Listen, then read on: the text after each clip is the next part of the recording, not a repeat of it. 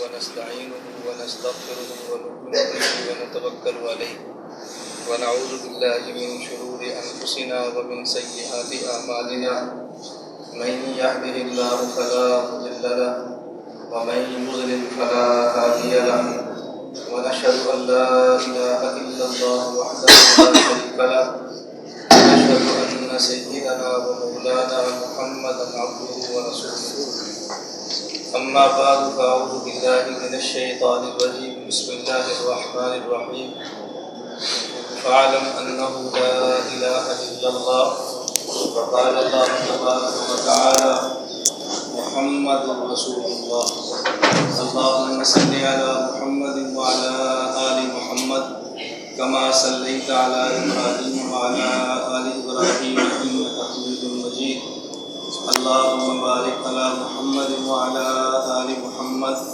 كما باركت على إبراهيم وعلى آل إبراهيم إنك حميد مجيد جا زندگی مدینہ سے چونکے ہوا کے لا جا زندگی مدینہ سے چونکے ہوا کے لا شاہد کے حضور خفا ہے منا کے لا کچھ ہم بھی اپنا چہرہ باطن سنوارنے ابو بکر سے آئین عشق و وفا کے لا دنیا مسلمہ پہ بہت ہی تنگ ہو گئی فاروق اعظم کے دور کے وہ نقشے اٹھا کے لا جن سے گناہ نے ہمیں محروم کر دیا عثمان کے غزاوی شرم و حیا کے لا مغرب کی گلیوں میں مارا مارا نہ پھر اے گائے دروازہ علم سے خیرات کیا کے لا میرے نہایت واجب محترام بزرگوں اور اسلام اور ایمان اپنانے والے نوجوان دوستوں اور ساتھیوں، میں نے آپ حضرات کی خدمت میں قرآن کریم کے دو مقامات سے مختصر سی تلاوت کی ہے۔ نمبر 1 فاعلم انہ لا الہ الا اللہ اور نمبر 2 محمد الرسول اللہ۔ یہ دو مقام وہ ہیں کہ ایک میں اللہ کی توحید کا ذکر ہے اور ایک میں حضور اکرم صلی اللہ علیہ وسلم کی رسالت کا ذکر ہے۔ ایمان کے بنیادی جز بھی دو ہیں۔ نمبر 1 اللہ رب العزت کو خدا ماننا اور حضور اکرم صلی اللہ علیہ وسلم کو نبی اور مصطفیٰ ماننا۔ لا الہ الا اللہ میں توحید کا ذکر ہے اور محمد رسول اللہ میں رسول اللہ صلی اللہ علیہ وسلم کی رسالت کا ذکر ہے۔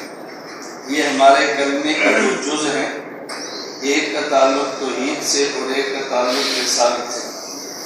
میں آپ حضرات کی خدمت میں نہایت اختصار کے ساتھ اسی کلمے پر بات کروں گا کہ اس کا معنی کیا ہے اور ہمیں اس میں کون کون سے عقائد ذہن میں رکھنے چاہیے۔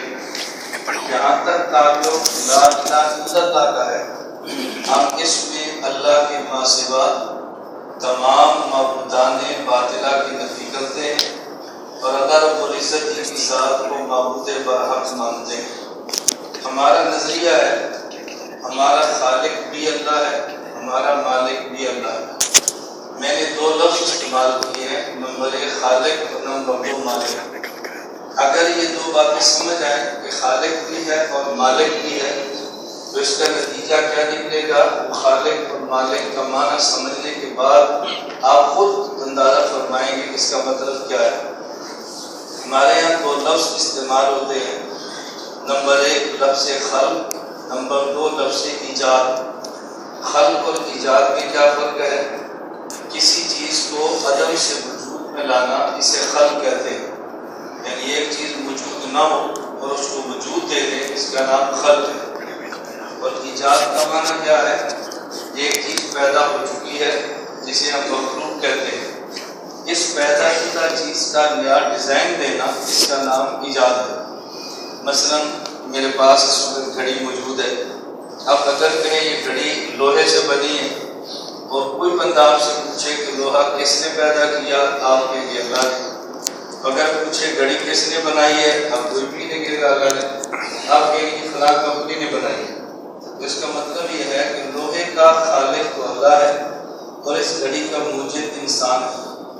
کیوں؟ انسان لوہے کو پیدا نہیں کرتا، پیدا اللہ کرتے ہیں اور انسان اس پیدا شدہ لوہے کو اللہ کی عطا کردہ عقل سے ایک نیا ڈیزائن دیتا ہے تو اس کو ایجاد کہتے ہیں۔ تو لفظ خلق کا معنی الگ ہے اور ایجاد کا معنی الگ ہے، لیکن دنیا میں کوئی انسان یا کوئی کمپنی اگر وہ کسی چیز کی خالق ہو، اگر اس کی موجد ہو تو مستقل اس کی مالک نہیں رہتی۔ کمپنی اگر اس گھڑی کو تیار کرتی ہے، تیار کرنے کے بعد اس گھڑی کو مارکیٹ میں فروخت کرتی ہے، تو جب تک یہ گھڑی بکتی نہیں ہے کمپنی کی ملکیت شمار ہوتی ہے، لیکن جب یہ گھڑی بک جاتی ہے تو پھر کمپنی اس کی مالک نہیں رہتی، اس گھڑی کو خریدنے والا اس گھڑی کا مالک بنتا ہے۔ تو پتہ چلا کمپنی اور انسان یہ موجد ہوتا ہے لیکن انسان مستقل مالک نہیں ہوتا۔ اللہ رب العزت کی ذات موجد نہیں خالق ہے، اور خلق والا کام ایجاد سے زیادہ مشکل ہے۔ اللہ رب العزت خالق ہے، اور پھر خالق ہونے کے بعد اللہ رب العزت اس چیز کے مالک بھی ہیں۔ اللہ کی صفت خلق اور صفت ملکیت، یہ مالکیت ساتھ ساتھ چلتی ہے، تو اللہ خالق بھی ہیں، اللہ مالک بھی ہیں۔ یہ بات میں نے کیوں سمجھائی؟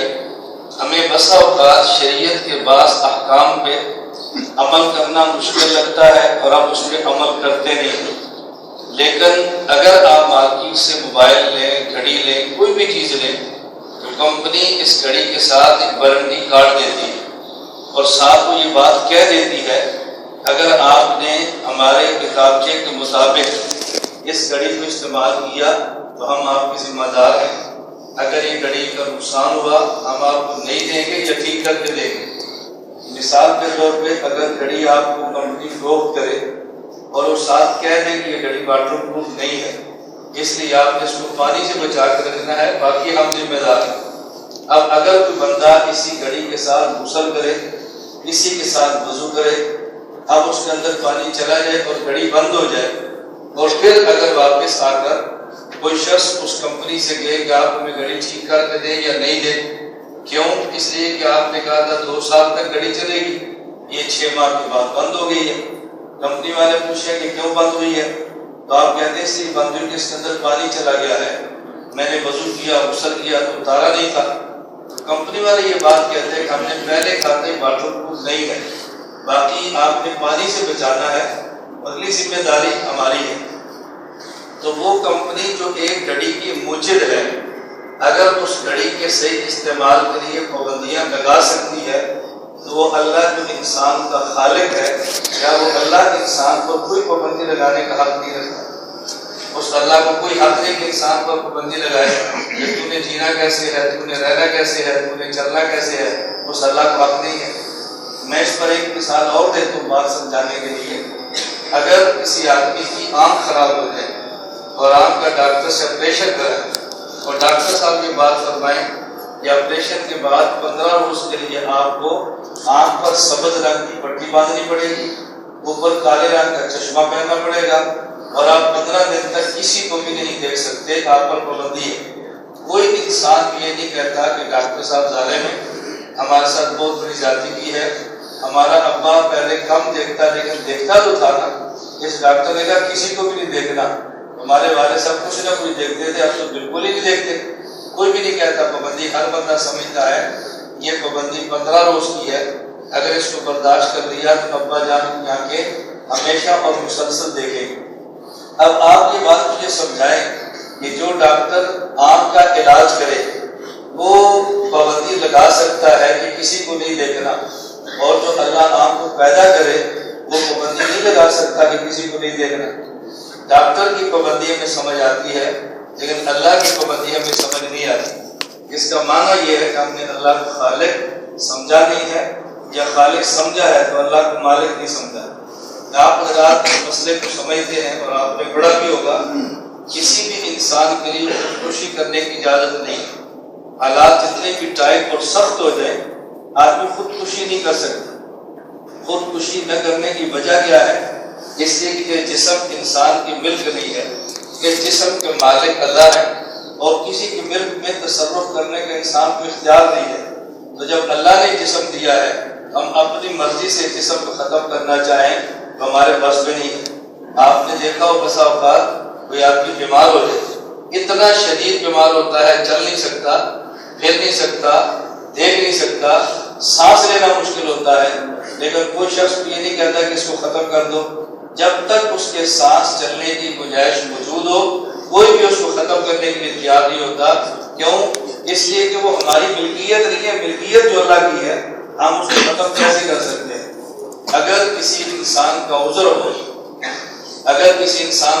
شادی شدہ ہے اور اس کی گھر والی کا عذر ہے، اور عذر کیا ہے تو مفتی صاحبان سے جب ضرورت پیش آئے تو پوچھے، عذر خود بیان نہ کرے۔ اسی وجہ سے اگر کسی خاتون کو اپنے پیٹ کو ضائع کرنا پڑے تو جب تک اس بچے میں جان نہ پڑی ہو، کسی عذر کی بنیاد پر مفتی صاحبان کی اجازت دے دیں گے، لیکن جب جان پڑ جائے تو پھر کسی بھی صورت میں اجازت نہیں دی جا سکتی جا کے اس کو ختم کرے۔ وجہ اس لیے کہ اس کا مالک اللہ ہے، اور اللہ کی مخلوقات اور اللہ کی مملوک میں انسان کو تصرف حاصل نہیں ہے۔